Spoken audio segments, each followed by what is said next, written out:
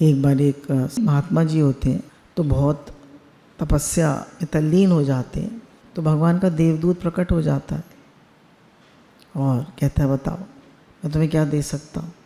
महात्मा जी कहते हैं मुझे कुछ नहीं चाहिए, भगवान से मेरा प्रेम हो गया, मेरी कोई इच्छा नहीं। तू मिला तो सब मिला, है ना, और तू मिला तो रब मिला, अब मेरी कोई इच्छा नहीं।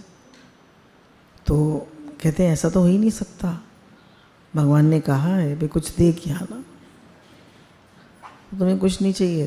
तो बोलता है नहीं मैं तृप्त हूँ, संतुष्ट हूँ, मुझे कुछ नहीं चाहिए। अब हमारी हर समय कोई ना कोई चाहना होती है, भाई ये दर्द ठीक हो जाए, ये बीमारी ठीक हो जाए, ये काम हो जाए, वो काम हो जाए। देखिए भगवान मेरे हैं और सब भगवान का है, भगवान मेरे हैं और सब भगवान का, घर परिवार ये वो बिजनेस सब भगवान का है। तो भगवान की चीज़ भगवान संभालेंगे, हम क्यों इच्छा करें, है ना। जब हमने भगवान को अर्पण कर दी, ये सब भगवान आपका है, तो वो संभालेंगे, हम क्यों चिंता करें, ये शरीर भी तो उन्हीं का है, वो संभालेंगे। हम क्यों कहें ये कामना पूरी करो, वो करो, ये दो वो दो, तो कुछ नहीं मांगता है। तो कहते हैं अच्छा जिसको तुम छू लो देख लो, देवदूत कहते हैं छू लो देख लो वो ठीक हो जाए। बोले नहीं, अभी मेरा इतना अहम मरा नहीं है, अगर लोग ठीक होने लगे मेरे छूने से तो मुझे अहंकार आ जाएगा, मेरे देखने से तो मेरा अहम बढ़ जाएगा, अभी मैं इतना निराभिमान नहीं हूँ। कहते हैं फिर बताओ क्या करें। बोले अच्छा आप जान ही रहे हैं तो ऐसा करिए कि आप मेरी छाया को, मतलब मेरी पीछे जो छाया आती है, एक तो आगे आती है और एक पीछे आती है, जो मेरी छाया पीछे आती है तो उसको आप आशीर्वाद दे दीजिए कि वो जिस पर भी पड़े वो उसका काम बन जाए। जैसे कोई बीमार है वो ठीक हो जाए, किसी के शरीर में दर्द है उसका दर्द ठीक हो जाए, किसी को कोई तकलीफ़ है उसकी तकलीफ़ ठीक हो जाए, कोई स्रोत पानी का सूख गया है तो झरना बहने लगे, कोई वृक्ष सूख गया है वो हरा भरा हो जाए। अब वो जो व्यक्ति था या कह लीजिए महात्मा थे, वो सारा दिन भागते रहते थे, एक गांव से दूसरे गांव में, दूसरे गांव से तीसरे गांव में। क्यों? उनकी परछाई पड़ती रहती थी और लोग ठीक होते रहते थे। अगर भगवान भी उनसे पूछते कि कितने लोगों को तुमने ठीक किया, तो उन्हें पता ही नहीं था, उन्हें पता ही नहीं था कितने लोगों को ठीक किया, उनके पास कोई हिसाब किताब ही नहीं था।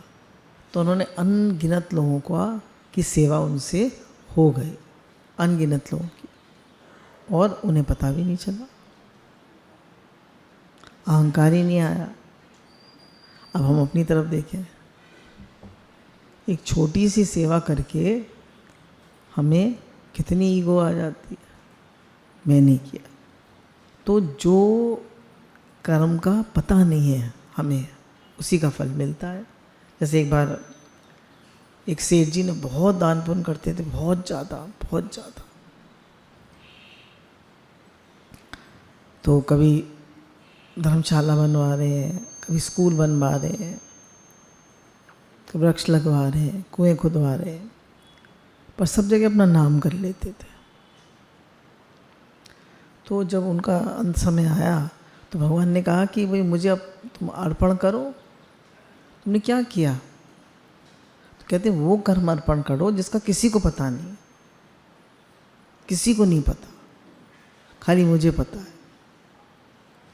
तो अर्पण करते बोले तो सब तुमने सब में गा दिया, सब में गीत गा दिए, सबको बता दिया,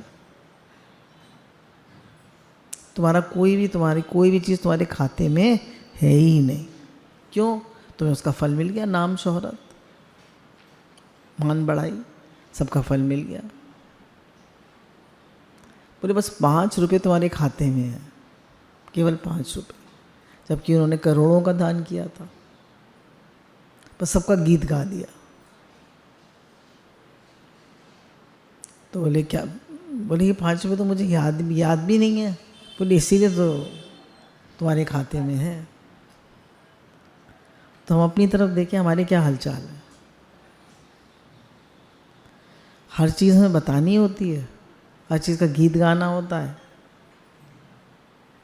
हर चीज़ को जताना होता है कि मैंने ये सेवा करी, मैंने ये काम किया, मैंने ऐसे किया। अरे बिना जताए भी तो कुछ काम हो सकते हो, तो अगला देख ही लेता है, समझ ही लेता है। और नहीं समझता तो भगवान तो समझ ही रहे, तो जानी जाना न हार।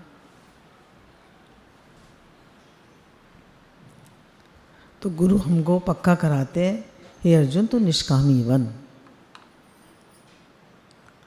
अम्मा जी भी कहते थे निष्कामी जीवन बने, कुछ इच्छा मत करो। जब निरिच्छा हो जाओगे तभी तुम्हारा भगवान से प्रेम होगा। ये तो होगा ही नहीं। इच्छा मात्रम अविद्या है ना, इच्छा ही तो अविद्या है। इच्छा ही तो हमें भगवान से दूर करती है। और जिस जीव को चाह नहीं सो शाहों का शाह। चाह गई चिंता गई मनवा हुआ बेपरवाह, जिस जीव को चाह नहीं सो शाहों का शाह। आपको जब चाहना नहीं होती आप शहंशाह हो जाते। देखिए अगर चाहना है तो ये संसार दुख रूप है, और चाहना नहीं है तो ये संसार ईश्वर रूप है। चाहना ही हमें भगवान से दूर करती है, इच्छा ही भगवान से दूर करती है। Man minus desire is equal to God. इच्छा नहीं है तो है ही भगवान। तो धीरे धीरे धीरे धीरे नाम जप से, गुरु के ज्ञान से, गुरु के प्रेम से हमारा मन निरिच्छा होता जाता है।